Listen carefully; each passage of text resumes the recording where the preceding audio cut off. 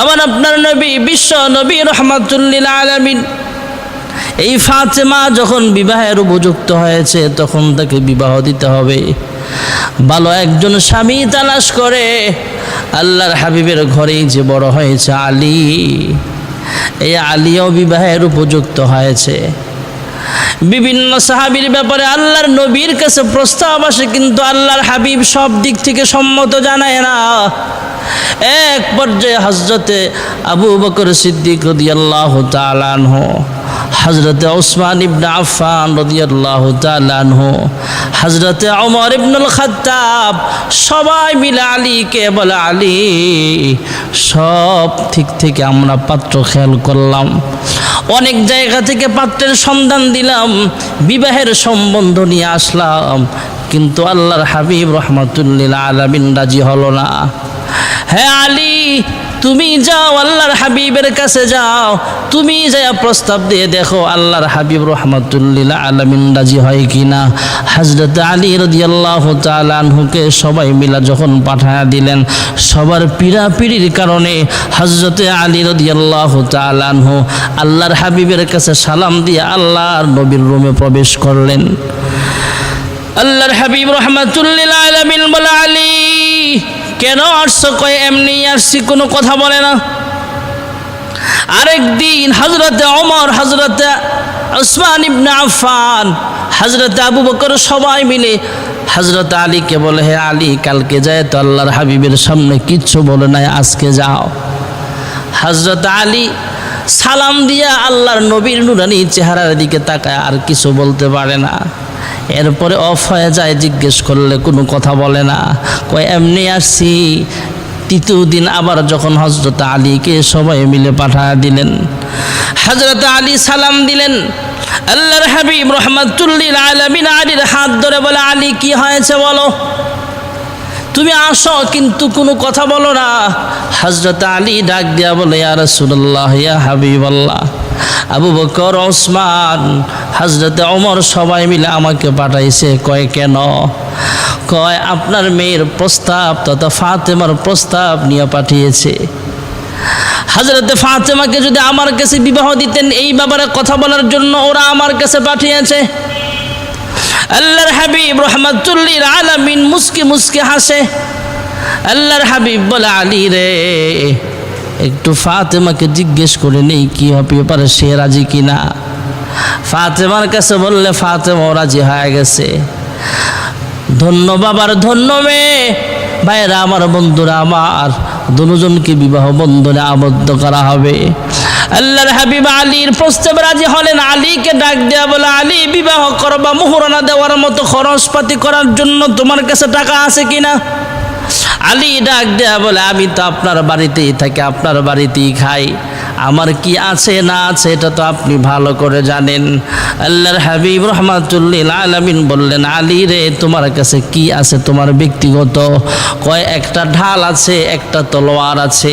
কয় তলোয়ারটা জিহাদের ময়দানে লাগবে, এই ঢালটা নিয়ে যাও, এটা বাজারে বিক্রি করে যে কয় টাকা হবে সেই কয় টাকা নিয়ে আসবা। হযরত আলী রাদিয়াল্লাহু তাআলা আনহু বাজারের দিকে রওনা হয়ে গেলেন। হযরত আলী রাদিয়াল্লাহু তাআলা আনহু বাজারের দিকে রওনা হয়ে গেলে আল্লাহর হাবিবের আরেক মেয়ের জামাই হযরত ওসমান ইবনে আফফান রাদিয়াল্লাহু তাআলা আনহু, যাকে আমরা যুন্নুরাইন ওসমান বলা হয়, যাকে বলা হয় যুন্নুরাইন, আল্লাহর হাবিবের একটি মেয়ে বিবাহ করেছে। এই মেয়ে মারা যাওয়ার পর আরেকটা মেয়ে বিবাহ দিয়েছে হযরত ওসমান ইবনে আফফানের কাছে। হযরত ওসমানের সাথে দেখা হয়ে গেল। হযরত ওসমানকে সালাম দিলেন।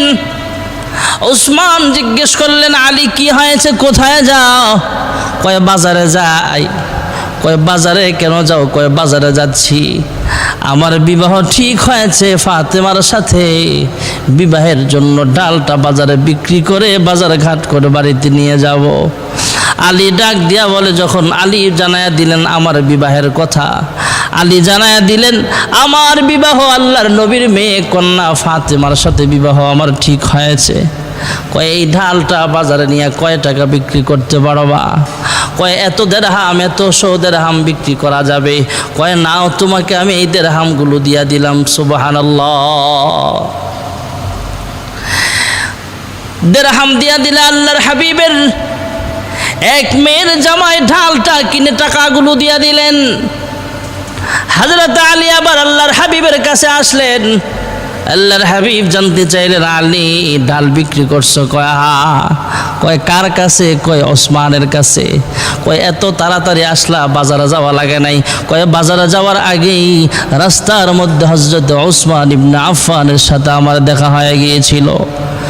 ওসমান জানতে চাইলে বললাম, হ্যাঁ ওসমান ইবনে আফফান, আমার বিবাহ ঠিক হয়েছে নবীজির কন্যা ফাতেমার সাথে, এই জন্য বাজারে ঢাল বিক্রি করার জন্য যাচ্ছি। ভাইয়েরা আমার, বন্ধুরা আমার, এই বিবাহে যখন হযরত ওসমান ইবনে আফফান রাদিয়াল্লাহু আনহু পরবর্তীতে আসলেন, আয়েশা ওই ঢালটা তার শালীর জন্য হাদিয়া দিয়া দিলেন। ভাইয়েরা আমার, বন্ধুরা আমার, আল্লাহর হাবিব রাহমাতুল্লিল আলামিনের কন্যা ফাতেমাকে হযরত আলীর হাতে তুলে দিয়া বলে, আলী, এই ফাতেমা কিন্তু আমার অংশ, এই ফাতেমা আমার কলিজার টুকরা, ওরে কষ্ট দিও না। আর অন্যদিকে ফাতেমাকে বলে দিলেন, হ্যাঁ ফাতেমা, আলী একজন ভালো মানুষ, তাই তোমাকে তার হাতে তুলে দিলাম, তুমি কিন্তু স্বামীর সাথে বেয়াদবি করিও না। দুনিয়ার ভিতরে জান্নাতি সংসার ভাইয়েরা আমার, আলী আর ফাতেমা, এই দুইজনের বিবাহ বন্ধনে আবদ্ধ হওয়ার পর আল্লাহ রাব্বুল আলামিন তাদেরকে 2টা সন্তান দান করেছেন। একজনের নাম হলো হাসান আর একজনের নাম হলো হুসাইন। হাসান হুসাইন আল্লাহর হাবিবের সাথে মাঝে মাঝে ভাইয়েরা আমার, বন্ধুরা আমার, খেলাধুলায় ব্যস্ত হয়ে যাইতেন। আল্লাহর হাবিব রাহমাতুল্লিল আলামিন এইভাবে 2টা হাত নিচের দিকে দিয়া ঘোড়া সাইজা থাকতেন। আর হাসান হুসাইন আল্লাহর নবীর পিঠে উইঠা বলতেন, ঘোড়া চলো চলো। একদিন এক সাহাবী তাকা বলে, ও হাসান হুসাইন, পাইছো তো দামি একটা ঘোড়া পাইছো।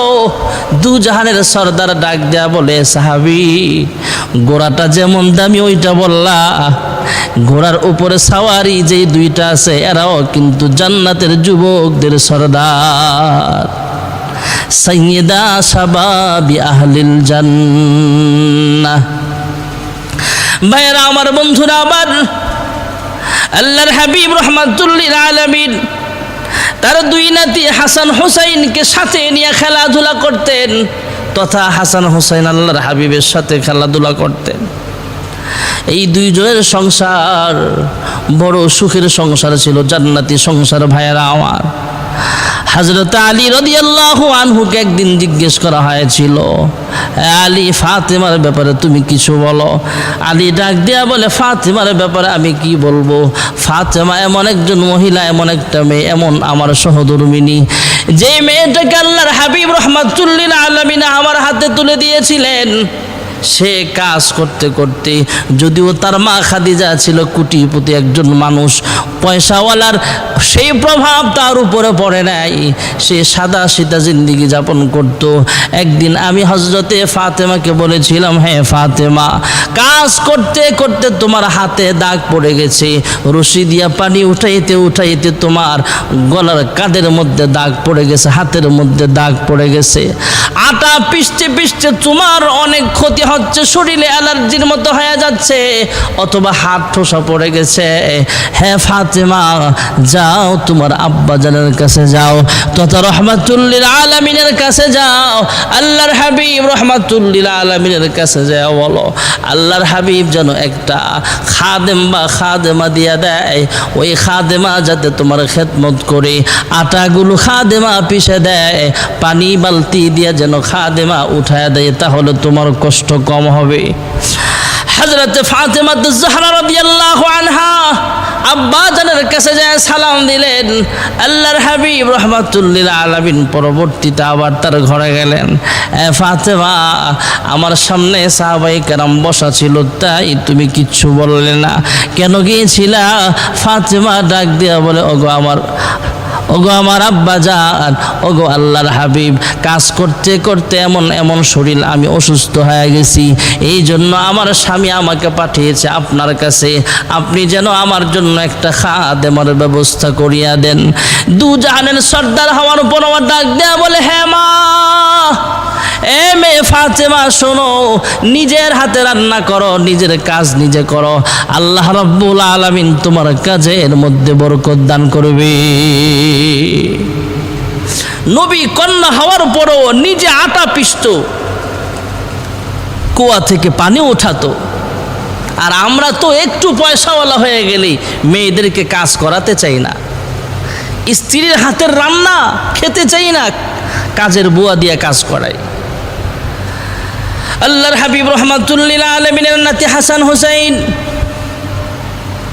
কয়েকদিন যাবৎ চুলায় আগুন জ্বলে না, ফাতেমার কাছে যায় বলে, হে মা, এ মা, পেটে খাবার নাই, খাবার দাও। ফাতেমা বলে, তোমার নানার কাছে যাও। হাসান হুসাইন বলে, নানার চেহারার দিকে তাকাইলে কয়েকদিনের ক্ষুধা আল্লাহ তাআলা সঙ্গে সঙ্গে দূর করিয়া দিতেন। একদিন ঈদের দিন, ভাইয়ারা আমার, বন্ধুরা আমার, ঈদের দিন সকালবেলা জামা লাগবে, পোশাক লাগবে। আগের দিন হাসান হুসাইন মার কাছে বলে, হ্যাঁ মা,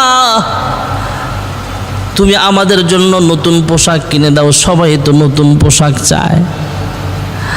আম্মাজান ফাতেমাতুজ জাহরা, হাসান হুসাইনের আম্মা ফাতেমা ডাক দিয়া বলে, এ বাবারা, তোমাদের জন্য পোশাক রেডি হচ্ছে, কালকে সকালবেলা ঈদের নামাজের আগে তোমরা পেয়ে যাইবা। সকালবেলা ঈদের পোশাক কোথায় পাবে? এদিক দিয়ে ফাতেমা সেজদায় পড়ে আল্লাহর দরবারে কান্দে, আল্লাহ, আমার কাছে পোশাক নাই, জামা কাপড় কিচ্ছু নাই। সকালবেলা হাসান হুসাইন আইসা যদি আমার কাছে পোশাক চাই, নতুন পোশাক আমি কোত্থেকে দিব? এদিক দিয়ে হাসান হুসাইন সকালবেলা রাস্তায় বের হয়েছে, গোসল করবে অথবা রাস্তায় বের হয়েছে, ঈদের আনন্দ করতেছে। হঠাৎ করে তাকায় দেখে একজন লোক আইসা বলতেছে, সালাম দিয়া বলতেছে, হ্যাঁ হাসান, হ্যাঁ হুসাইন, তোমাদের জন্য নাও পোশাক। হাসান হুসাইন ভেবেছে টেইলার্স থেকে টেইলারিং করে কাপড় সেলাই করে মনে হয় আমাদের জন্য দিয়ে গেছে। এদিক দিয়ে মা ফাতেমা সাজদায় পড়ে আল্লাহর কাছে কাঁদতেছে। হাসান হুসাইন নতুন পোশাক পরিধান করে যখন ঘরে ঢুকছে, এমনি মা ফাতেমা জিজ্ঞেস করে, এ হাসান হুসাইন, নতুন পোশাক পাইলা কিভাবে? কয়, মা, তুমি যে দর্জির কাছে কাপড় দিয়ে আইছিলা, ওই দর্জি আমাদের জন্য পোশাক সেলাই করে আমাদের পোশাকগুলো আমাদেরকে বুঝাইয়া দিয়া গেছে। মা ফাতেমা শুকরিয়া আদায় করলেন। পরবর্তীতে জিবরাইল আমিন আল্লাহর কাছে যায়, আল্লাহর হাবিবের কাছে আইসা বলে, ইয়া রাসূলুল্লাহ, ইয়া হাবিবাল্লাহ, আল্লাহর পক্ষ থেকে আপনাকে সুসংবাদ জানাতে আইলাম। কয়, কি সুসংবাদ? কয়, আপনার মেয়ে ফাতেমা আপনার দুই নাতির ঈদের পোশাক দিবে, এই জন্য তাদেরকে সান্ত্বনা দিয়া বলেছিল ঈদের দিন সকালবেলা তোমরা কাপড় পাইয়া যাইবা। রাতের বেলা আল্লাহর দরবারে সেজদায় পড়ে আল্লাহর কাছে কান্দে, আল্লাহ, সকালবেলা কাপড় কোত্থেকে দেব? দর্জির কাছে তো আমি কোনো কাপড় দেই নাই। আল্লাহ তাআলা হাসান হুসাইনের জন্য জান্নাত থেকে পোশাকের বরাদ্দ করেছেন। ইয়া রাসূলুল্লাহ, ইয়া হাবিবাল্লাহ, আমি জিবরাইলকে আল্লাহ অর্ডার করেছেন আমি যেন জান্নাত থেকে পোশাক নিয়ে আসি। আমি জিবরাইল জান্নাত থেকে হাসান হুসাইনের জন্য পোশাক নিয়ে তাদের গায়ে জড়ায়া দিলাম। যেরকম সুবহানাল্লাহ। ভাইয়েরা আমার, বন্ধুরা আমার, হযরতে ফাতেমাতুজ জাহরা রাদিয়াল্লাহু তাআলা আনহা, আল্লাহর হাবিব রাহমাতুল লিল আলামিন দুনিয়া থেকে বিদায় হয়ে যাবেন। মুমূর্ষ অবস্থায় ফাতেমাতুজ জাহরা কান্দে, আব্বা, তুমি দুনিয়া থেকে চলে গেলে আমি কার চেহারা দেখব? মা, অভাবের সংসারেও যত কষ্ট হোক না কেন, আপনার চেহারার দিকে তাকাইলে আমার মনের কষ্ট নিবারণ হয়ে যাইত। আপনার চেহারার দিকে তাকাইলে আমার কষ্ট দূর হয়ে যাইত। আল্লাহর হাবিব রাহমাতুল্লিল আলামিন কানে কানে কি যেন বললেন, সঙ্গে সঙ্গে কান্নার ভিতরে ফাতেমা মুস্কি মুস্কি হাসে। আম্মা জান আয়েশা জিজ্ঞেস করলেন, ফাতেমা কেন তুমি কানতে কানতে হঠাৎ করে আবার আল্লাহর হাবিব কি যেন তোমার কানে কানে বললেন, তুমি মুস্কি মুস্কি হাসলা? পরে জানাইলেন, আয়েশা হে মা, আমাকে আব্বা কানে কানে বলেছে আমি দুনিয়া থেকে বিদায় হওয়ার পর সর্বপ্রথম কবরে তোর সাথে দেখা হবে। সুবহানাল্লাহ। ঠিকই দেখা গেল ভাইয়েরা আমার, বন্ধুরা আমার, মা ফাতেমা যখন দুনিয়া থেকে বিদায় হয়ে যাবেন, নিজে সুন্দর পোশাক পরিধান করলেন, সুন্দর করে সাজলেন। হাসান হুসাইন যখন ঘরে ঢুকছে, হাসান হুসাইনকে ডাক দিয়া বলে, হাসান এ হুসাইন তোমরা ঘরে কি করো? যাও তোমাদের নানার কাছে যাও। নানার কাছে যাওয়ার অর্থ হলো আল্লাহর হাবিব দুনিয়াতে নেই, কিন্তু হাসান হুসাইন যখন আল্লাহর হাবিবের রওজা আতহারের পাশে দাঁড়িয়ে সালাম দিত, আসসালামু আলাইকা ইয়া জাদ্দি, সঙ্গে সঙ্গে আল্লাহর হাবিব রাহমাতুল্লিল আলামিন সালামের জবাব দিতেন। হাসান হুসাইন নিজের কান দ্বারা শুনতেন, কথাবার্তাও বলতেন মাঝে মাঝে। আল্লাহর হাবিবের রওজা আতহারে হাসান হুসাইনকে পাঠায়া দিলে, রওজা আতহারের সামনে গিয়া সালাম দিলেন। সালাম দিলে সালামের জবাব দেয়া বলে, হে হাসান হুসাইন তোমরা কেন আমার রওজা আতহারের সামনে আসলা? কই আম্মাই তো পাঠিয়েছে। আল্লাহর হাবিব রওজা আতহার থেকে আওয়াজ দিলেন, হাসান হুসাইন জীবনে শেষ দেখা তোমাদের মাকে দেখা নাও, কারণ তোমার মা দুঃখিনী আজকে হয়তো দুনিয়া থেকে বিদায় হয়ে যাবে। এদিক দিয়ে হযরত আলী রাদিয়াল্লাহু তাআলা আনহু ঘরে ঢুকলেন। ঘরে ঢুইকাই তাকায় দেখে ফাতেমাতুজ জোহরা সেজে গুজে বসে আছে। ডাক দেয়া বলে, হ্যাঁ ফাতেমা তুমি সেজে গুজে বসে আছো কেন? কি হয়েছে তোমার? আর এতগুলো কাপড় চোপড় কেন তুমি ধুইতেছ? কান্না কান্না সুরে ডাক দেয়া বলে, স্বামী আমার, আমি স্বপ্নে দেখলাম আমার আব্বা ডাক দিয়ে বলতেছে, আমার পাশে আইসা বসলেন। স্বপ্নে দেখি আমার আব্বা জান আমার পাশে আইসা বইসা আমার কানে কানে বলে, হ্যাঁ মেয়ে সেহরি করছো দুনিয়াতে তোমার স্বামীর ঘরে, আর ইফতার করবা আমি আমার কাছে। জোরে কোন সুবহানাল্লাহ। মা ফাতেমা স্বামীর কাছে বলে, হ্যাঁ স্বামী আমার, আমি আজকে দুনিয়া থেকে হয়তো বিদায় হয়ে যাব। আমার আব্বা স্বপ্নে আমাকে জানিয়েছেন। এবার আলী রাদিয়াল্লাহু তাআলা আনহু লক্ষ্য করে দেখলেন অনেকগুলো কাপড় চোপড় ধোয়ার জন্য বালতির মধ্যে ভিজায় রাখছে। ডাক দেয়া বলে, হ্যাঁ ফাতেমা তুমি তো দুনিয়া থেকে বিদায় হয়ে যাইবা, হাসান হুসাইন কাকে মা বলে ডাকবে? ফাতেমা স্বামীর বুকে বুকটা লাগায় বুকে জড়ায় ডাক দিয়া বলে, হ্যাঁ স্বামী আমার, হাসান হুসাইনকে আপনি দেখা রাখবেন, এগুলো আমার আমানত আপনার কাছে রেখে গেলাম। হযরত আলীও কান্দে, ফাতেমাও কান্দে। এক পর্যায়ে আলী জিজ্ঞেস করলেন, হ্যাঁ ফাতেমা এতগুলো কাপড় ভিজাইছো কেন? ফাতেমা জবাব দিলেন, ওগো স্বামী আমার, হাসান হুসাইনের সবগুলো নোংরা কাপড় একসাথে ধুইতেছি, আপনার কাপড় চোপড় ধুইলাম, ঘরটা গুছায় রাখলাম। আমি দুনিয়া থেকে বিদায় করলে যাতে কয়েকদিন পর্যন্ত আপনাদের কাপড় ধুইতে না হয়। স্বামী আমার, ঘরটাও গুছায় দিয়ে গেলাম আপনাদের যাতে কষ্ট না হয়। হযরত আলী রাদিয়াল্লাহু আনহু খেয়াল করে বললেন, হ্যাঁ ফাতেমা দেখতেছি আটার খামিরা বানাইতেছ অনেকগুলা। ফাতেমা জবান খুলে বলে, স্বামী আমার, অনেকগুলো আটার খামিরা বানাইবার অর্থ হলো কয়েকদিন পর্যন্ত আপনাদের কষ্ট করতে হবে না, এই আটার খামিরা দিয়া রুটি বানায়া খেতে পারবেন। সুবহানাল্লাহ। হযরত ফাতেমা দুনিয়া থেকে বিদায় হয়ে গেছেন।